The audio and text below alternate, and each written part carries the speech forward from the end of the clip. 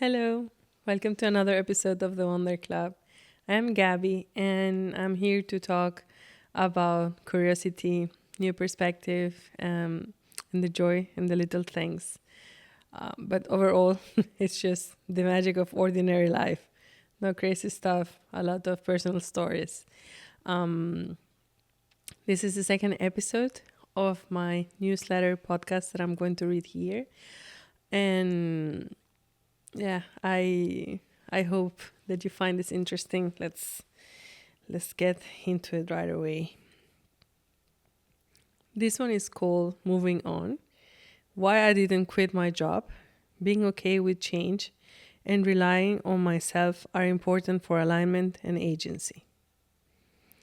In this second episode, I discuss embracing change and finding fulfillment around work while sharing personal stories that explore the importance of staying true to oneself and recognizing when it's time to move on. Welcome to the club. Dear Wonder Club, welcome to the second episode. I'm so glad to have you back here. Not long ago, I stumbled upon an email draft from June 2014 that said, "This is it." To my surprise, as I seem to have a selectively bad memory, I had forgotten that I wrote my first resignation letter just 3 months after starting my new job. Just in case you're wondering, I didn't send it, and I ended up working in the same place for 4 more years.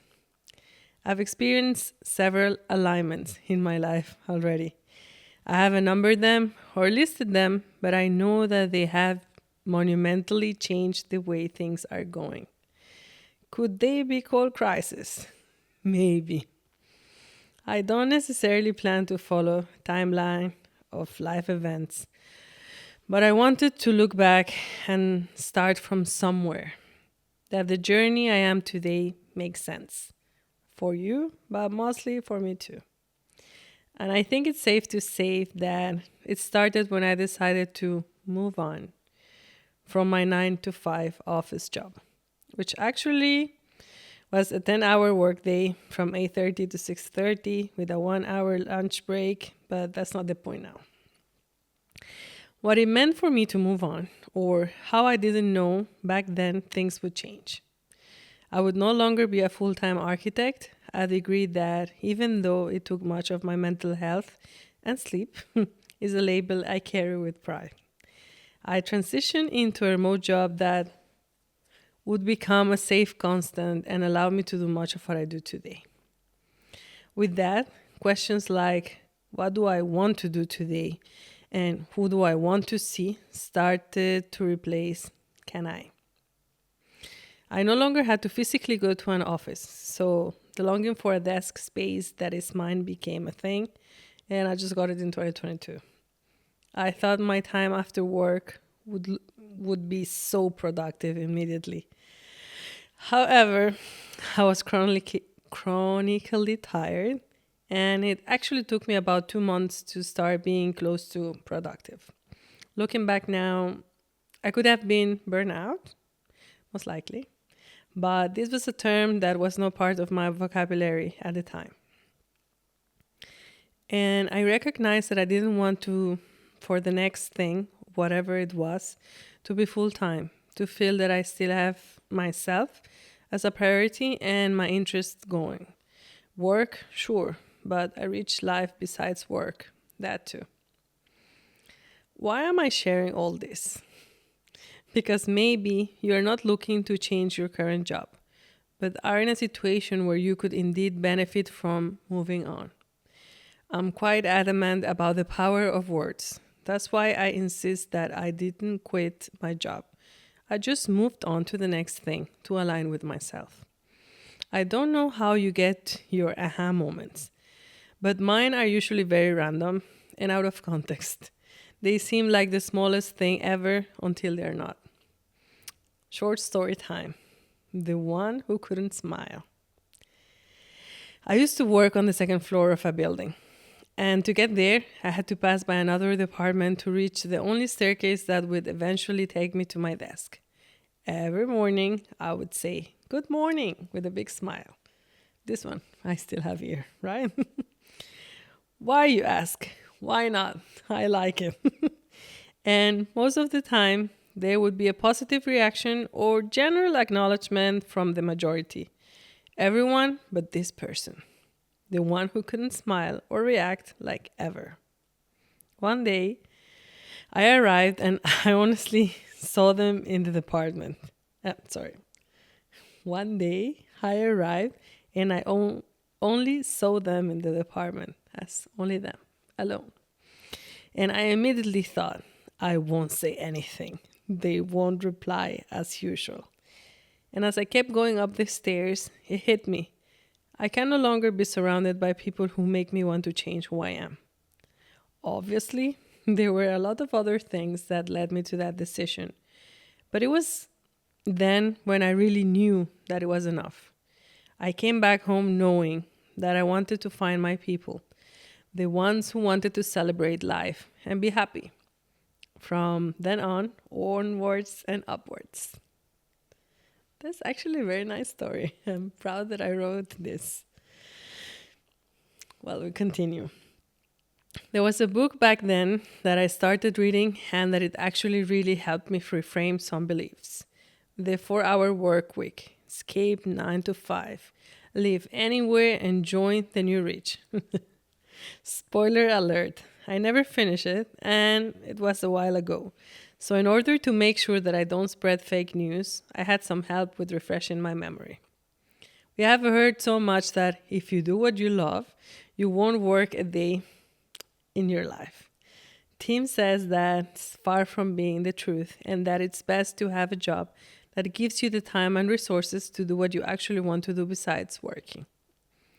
At that point, I had only worked as an architect and I was struggling with the idea of having a main job that was not part of the design world.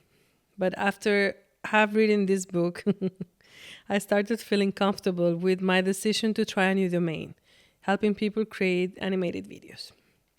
To get my money and some extra time from my job, and to invest them into having a richer life. Don't get me wrong, I still love design, architecture, pretty things, and big challenges. However, I'm so happy to have the time and resources to feel like I can make things that align with me besides my job. That I have the flexibility to travel and visit my friends and family while still working. That I can collaborate with my partner and friends on creative projects at will. And to be able to work next to Gordo, my dog, most of the time. And I also rely a lot on the belief that one job cannot give me everything I want or need. Money, challenges, creative drive. So I see it as my responsibility to look for and create new projects that help me achieve whatever I'm after. At times, it's feeling more relaxed or creative or productive. At others, it's just looking for more money or new connections. It changes. I try to adapt and create space for it. Probably like everyone, after panicking a bit and noticing that it's time for a change. Also, let's remember that things don't usually happen overnight.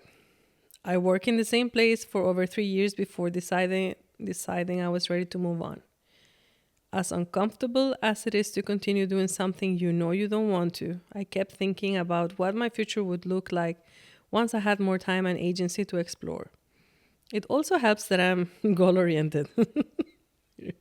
That's true. But I'm also a fan of making the process as enjoyable as possible. Just in case I have to pivot along the way, which is usually the case, or because, for all I know, the process might be all I get. I believe that one of the things I use the most to stay aligned is something we can all summon when needed. For me, it's journaling. I'd like to introduce you to Gabriela from the past.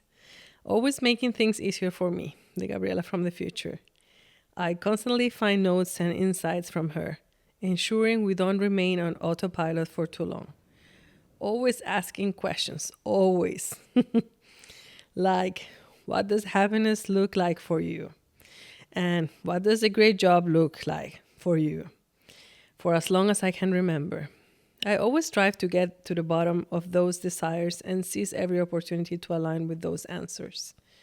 It's also humbling to realize how a goal of 2018, like living in a calm country, was so full of hope as it was no clear how it would happen. And now, reading it back in 2024 and 2025 from the calm and comfort of my new place in Ghent is really cool. I love how I can be so honest and a dreamer on paper and then see how or if I can make it happen. I took give a lot of space to change. Before it was Swedish passport, then Spanish passport. I ended up moving to Belgium. I have become comfortable with the fact that I make decisions based on the information I have at the moment. Once new information is factored in, I allow myself to change opinions, not judgment, as change is the only constant. Whenever I'm biking and I approach a slope, I usually accelerate well before entering the hill. I do this to build up enough momentum so that when I'm actually on the uphill, I feel at ease. A few weeks ago, it hit me that this is pretty much what I like doing in life.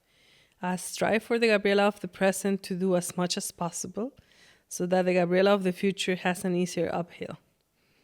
Looking back, this way of thinking has helped me greatly to be where I am today. Well, that and a very famous insurance commercial that was popular back home in Venezuela. It's better to have it and not need it than to need it and not have it. Thank you, Gilberto. I will add on the comments the insurance commercial. It was quite funny. I don't know what you're looking for these days, but I'm certain that we will always have to face some challenges in our lives that require taking a leap of faith. I just hope that what I've shared today helps you see how I try to gain clarity and direction, remembering that it takes work, patience, and probably some luck too. All we can do is make sure that our present selves are doing the work to help make things better in the future. Wow. Greetings from someone who is afraid of doing stuff, but nevertheless will keep trying. I'm actually, I don't know if overwhelmed is the word, but I'm so surprised that I wrote all these things over a year ago, and currently I'm going through a lot of changes, and this is quite quite telling about what I'm doing right now, which is really trying my best to make things easier for the Gabriela of the future. And I'm pretty proud at reading this and knowing that I always have my back. So yeah, I even wrote something in Spanish that it was kind of like I feel like life is demanding from me to be very to do very things with a lot of security in a very uncertain time, and that it can be weird, but that's all we can do.